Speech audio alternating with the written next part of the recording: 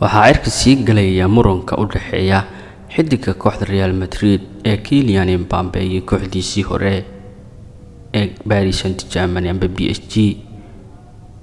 khilaafkaasi oo ah khilaaf musaar la xiriira maadaama xiddigan uu ka soo tagay kooxda PSG kuna biiray kooxda Real Madrid, balse markii uu ka soo tagayay ayaa waxaa jiray khilaaf u dhaxeeya asiga iyo kooxda PSG, taasi oo qasabtay inuu kooxda isaga soo tago. fadlan haddaad nagu cusub tahay waxaan kaa codsanayaa inaad subscribe inoo saartid channelkeena, muuqaalkana aad la wadaagtid saaxiibadaada. waa maxay muranka musaarka xiddiga Real Madrid ee Mbappe iyo kooxdiisii hore PSG? xiddiga kubadda cagta Faransiiska iyo kooxdiisii hore ayaa isku khilaafay lacag ka badan 60 milyan oo musaar ah uu ka rabay kooxdiisii hore PSG. weeryahanka Faransa Kylian Mbappe ayaa ka soo dhaqaaqay Paris Saint-Germain kuna biiray Real Madrid bishii Luulyo. laba ka mid ah magacyada ugu waaweyn ee kubadda cagta ayaa geesaha ku xadhay muran musaar ah oo laga yaabo inay isku bedelaan maxkamad. Paris Saint-Germain iyo weeryahankoodii hore Kylian Mbappe oo haatan u ciyaara Real Madrid ayaa isku khilaafsan musaar la'aan ka hor inta uusan kabtanka Faransa aadin caasimadda Spain ee Madrid bishii Luulyo. xiriirka u dhaxeeya kooxda haysata horyaalka Faransa iyo gooldhaliyahooda ugu sarreeya taariikhda inuu noqday mid aad u xun, isla markaana horseeday in la isku qabsado kaliya dhageysiga maxkamadda. waa maxay sababta Mbappe iyo PSG u dhaxeeya ama uu yahay khilaafka u dhaxeeya? Mbappe ayaa ku andacoonaya in PSG ay ku leedahay 60.6 milyan oo musaar ah, taasi oo ay PSG sheegeen in weeryahanku ogolaaday inuu iska dhaafo Agoosto 2023. waa maxay sababta ay lacagta ugu maqan tahay waqtigii Mbappe ee Paris? weeryahanka ayaa ku andacoonaya in lagu leeyahay wadarta guud kadib gunooyin saxiix ah oo aan la bixin oo filayay inuu ka helo Febraayo 3 bilood ee u dambeeya musaarkiisa, iyo sidoo kale gunooyin dheeraad ah oo daboolaya muddada. weeryahanka Paris Saint-Germain Kylian Mbappe ayaa u dabaaldegaya waqtigaas koobka ay ku guuleystay kooxdiisa intii lagu guda jiray xaflad kadib ciyaartii kubadda cagta ee Faransiiska ee u dambeysay Ligue 1 oo ay la ciyaareen kooxda Toulouse, taasi oo ka dhacday 12 May 2024, taasi oo ka dhacday garoonka ay ku ciyaartay PSG.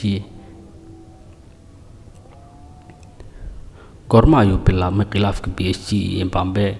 PSG iyo Mbappe ayaa markii ugu horeysay isku dhacay sanadkii hore markii uu weeryahanka diiday inuu saxiixo qandaraas kordhin, waxaana laga saaray kooxda.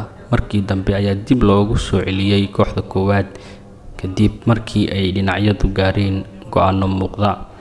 warbaahinta ayaa sanadkii hore sheegtay in Mbappe uu ogolaaday inuu ka tago musaarkiisa iyo gunooyin uu ka qaadan lahaa PSG haddii uu beeca xurta uga tagayo kooxda PSG. kadib bishii Janaayo, Mbappe wuxuu sheegay inuu heshiis la gaaray gudoomiyaha PSG Nasser Al-Khelaifi, kaasoo ilaalin doona dhammaan dhinacyada, isla markaana ilaalin doona xasiloonida kooxda iyo caqabadaha ku soo socda. weeryahanka sida aan ognahay wuxuu ka tagay kooxda dhamaadkii xilli ciyaareedkii 2023-2024 isagoo ku biiray Madrid qaab xor ah. maxaa ugu dambeeyay? qareenada matalaya labada dhinac ayaa kulmay horaantii Arbacadii la soo dhaafay kadib markii Mbappe uu ku biiray Madrid xagaagan. kiiska uu gudbiyay guddiga sharciga ee kubadda cagta Faransiiska ee la soo gaabiyo LFP muxuu u sheegay Mbappe xiriirka Faransiiska? xubnaha Mbappe ayaa Arbacadii sheegay inay diideen soo jeedinta xiriirka Faransiiska inay u dhaqaaqaan sidii dhexdhexaadiyaal ay ugu noqdaan labada dhinac.